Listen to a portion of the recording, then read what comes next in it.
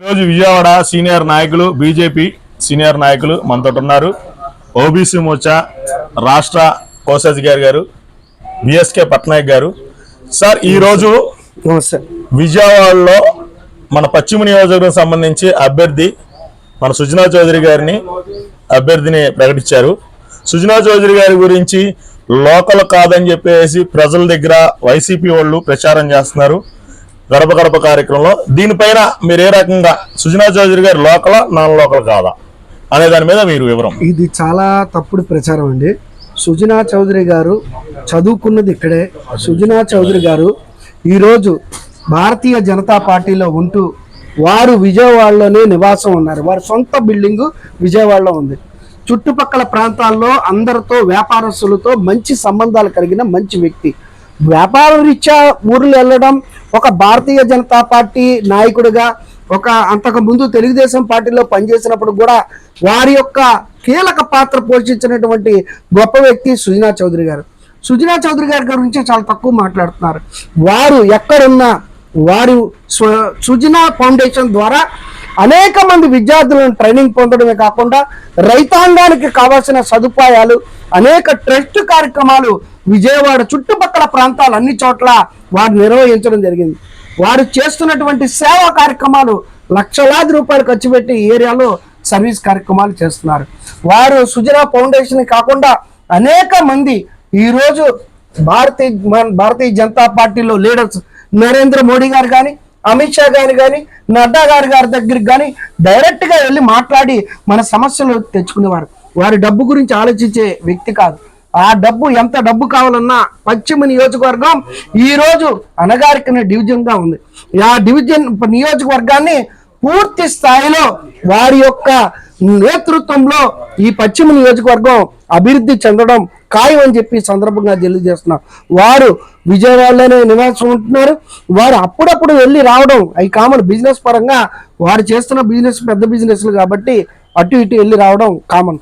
కానీ ప్రజలకి పూర్తిగా మేము చెప్తున్నాం, భారతీయ జనతా పార్టీ నాయకులు కానీ, తెలుగుదేశం నాయకులు కానీ, జనసేన నాయకులు కానీ ఒకటే మాట, ప్రజలకి ఏ సమస్యలు వచ్చినా నాయకులుగా మా బాధ్యత. వారిని గెలిపించుకోవడం మనం పూర్తి బాధ్యత తీసుకుంటే నియోజకవర్గానికి కావలసినటువంటి అభివృద్ధిని వారు కల్పిస్తారని చెప్పి సందర్భంగా తెలియజేస్తున్నారు. అంతేకాదు ఒక మంచి వ్యక్తి, ఒక ప్రజలకు ఉపయోగపడే వ్యక్తి, ప్రజల కోసం ఆలోచించే వ్యక్తి, ఎంతో మంది ఆయన గురించి లబ్ధి పొందినటువంటి గొప్ప వ్యక్తి. ఆయన్ని తెచ్చుకొని ఈరోజు పశ్చిమ నియోజకవర్గం డెవలప్మెంట్ కోసం మనం అభివృద్ధికి ముందు వేసి మనం పశ్చిమ నియోజకవర్గంలో కమలం గుర్తుకు ఓటు వేసి గెలిపించి, అలాగే మన విజయవాడ మోడీ గారి పరిపాలన ప్రజలకి సబ్కా సాత్ సబ్కా వికాస్ అనే పేరు మీద ప్రతి ఒక్కరికి వారి అందే చివరి అంత్యోదయ పథకం కింద ప్రతి ఒక్కరికి వారి పథకాలు అందాలని చెప్పి నరేంద్ర మోడీ గారు చేస్తున్నటువంటి ప్రయత్నం.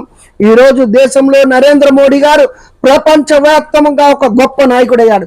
ఈరోజు ప్రపంచం మొత్తంలో నరేంద్ర మోడీ గొప్ప నాయకుడయ్యాడు. ఆ నాయకత్వంలో విజయవాడ పార్లమెంట్లో భారతీయ జనతా పార్టీ బలపరిచిన, జనసేన బలపరిచిన తెలుగుదేశం అభ్యర్థి కేసినేని చిన్ని గారిని మనం గెలిపించుకోవాలి. వారికి సైకిల్ గుర్తుపై ఓటు వేసి గెలిపించుకొని మోడీ గారికి ఇది గిఫ్ట్ గా ఇవ్వాలని చెప్పి, విజయవాడ పార్లమెంట్ తరఫున ఇది గిఫ్ట్ గా ఇవ్వాలని చెప్పి ఈ సందర్భంగా మీకు తెలియజేస్తున్నాం. కొన్ని పత్రికల్లో డబ్బులు పంచుతున్నారు ప్రచారంలో అని చెప్పేసి వచ్చింది, దానిపైన మీ యొక్క కామెంట్. ఇది ఎంత తప్పుడు ప్రచారం అండి. డబ్బులు పంచారు దేనికని? అది మాతృమూర్తులు ఆరతి పట్టినప్పుడు ఏదో ఆరతి దాని మీద ఒక సిస్టర్, ఒక సోదర భావంతో, ఒక చెల్లి భావంతో ఎంతో కొంత అమౌంట్ వేశారు. అది దాన్ని డబ్బులు పంచుతున్నారు అని అనుకోవడం అవేకం, అవిశ్వాసం. ఈ రోజు హిందూ సాంప్రదాయ ప్రకారం ఏ తల్లి అన్నా, ఏ చెల్లన్నా, ఏ అక్కైనా ఆరతి పడితే మన చేతిలో రూపాయి ఉన్నా, 10 రూపాయలు ఉన్నా అక్క గాజులు కొనుక్కోమని వేయడం సాంప్రదాయం. అంతే తప్ప మేము దాన్ని తప్పు పట్టడం సమయం కాదని చెప్పి సందర్భంగా తెలియజేస్తున్నాం. మీరే వేస్తున్నారా అలా ఇంకెవరన్నా? ఏమండి, అన్ని పార్టీ వాళ్ళు ఆరతులు పెట్టినప్పుడు అన్ని పార్టీ వాళ్ళకి వేస్తారు. అది తప్పు పట్టడానికి వీలు లేదు. మిగతా పార్టీ వాళ్ళకి ఆరతి పడితే డబ్బులు వేయరా? ఆరతుల్లో డబ్బులు వేయరా? అవన్నీ కామనే కదా. 10 మంది ఆరతి పడితే ఒక 100 500 వేస్తే అదేదో డబ్బులు పంచడం అయిద్దా? ఎంతమంది చుట్టుపక్కల 100-150 మంది మహిళా మాతృమూర్తులు ఉంటారు. వాళ్ళని గౌరవించే విధానం నేర్చుకోవాలి, మన సాంప్రదాయాన్ని విలువించుకోవాలి. అది డబ్బులు పంచే విధానం కాదని చెప్పి సందర్భంగా తెలియజేస్తున్నాను. థ్యాంక్స్ అండి.